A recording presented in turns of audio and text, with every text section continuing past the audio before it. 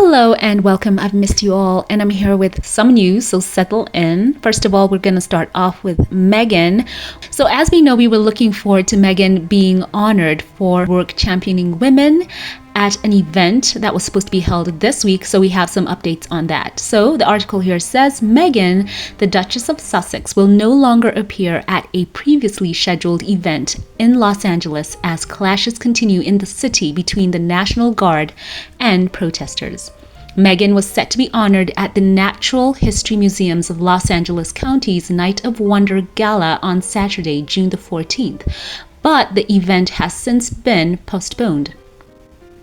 So this is their statement, quote, "As an institution of, for, and with Los Angeles, our responsibility during challenging times is clear: to serve as a community resource focused on healing and unity, not celebration," end quote. So this was Dr. Lori Bettinson Varga, President and Director of NHMLAC, and she said this in a statement shared with People on Tuesday, June the 10th.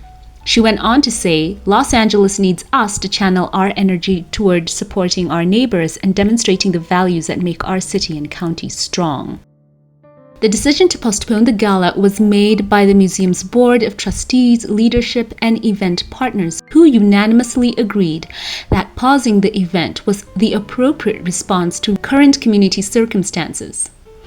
NHMLAC plans to host the event on a later date, but will carry on regular daily operations and will continue to host educational programs. The gala planned to honor Meghan, the Duchess of Sussex, for her work championing women and underserved communities, scheduled for June the 14th. And the Duchess was also set to deliver remarks at the event. And other guests from cultural and philanthropic communities across LA were also expected to attend. So we were looking forward to that. They were proud to honor Meghan, a native Angelino, whose work to advance community well-being and expand opportunity, especially for underserved communities, aligns with their equity-focused approach to developing science literacy for the next generation. And they also said including through STEM and STEAM pathway programs. And I think that Meghan too would agree with this postponement, because this echoes her earlier decision when she put off the premiere of her show with Love Meghan amidst the wildfires in Los Angeles. Though we were looking forward to Meghan showing up and showing out, as well as the speech that she would have given, or if Harry would have been there with her. So one thing for sure is when they give us the new dates, I will be sure to update you here. So share your thoughts on this first story in the comment section below. All right, on to story number 2. Let's quickly go over this. So just 1 week after it was first posted, a podcast video in which Brooke Shields called Meghan too precious in quotes has been deleted.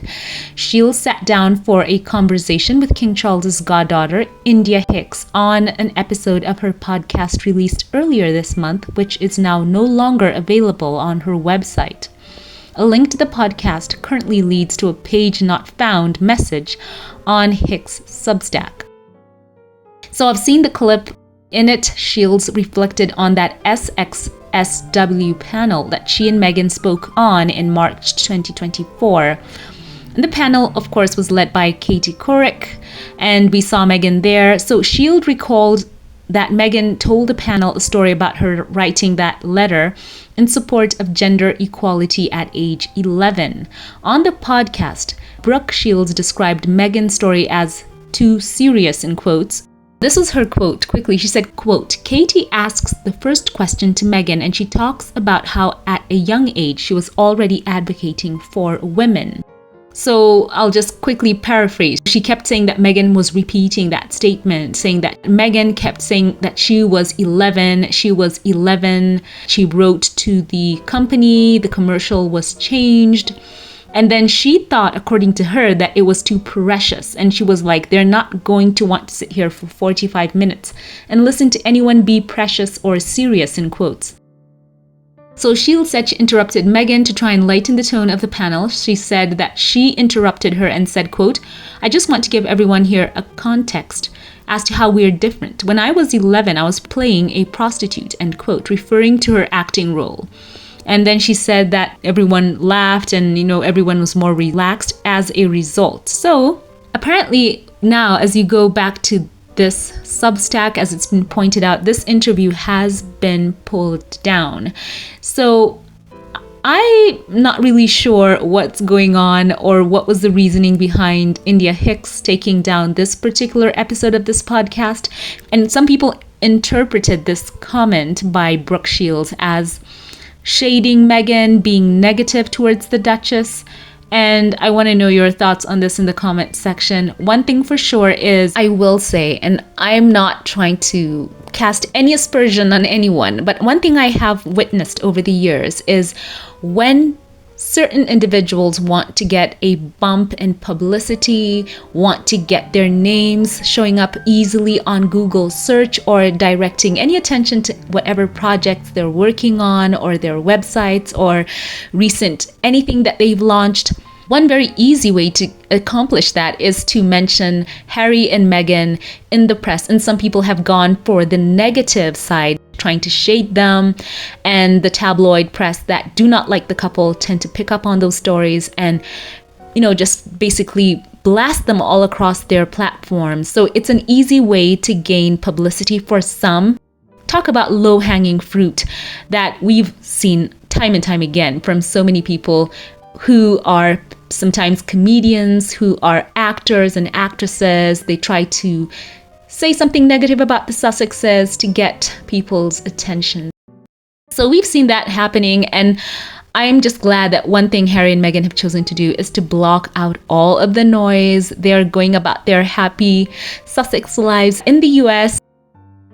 So it does remain a huge mystery as to why India Hicks took down the podcast. There was no backlash against it, not any that I'm aware of. So it must have been something where perhaps overall it just did not seem right for them to go ahead with that episode. I would just love to know the reasoning why.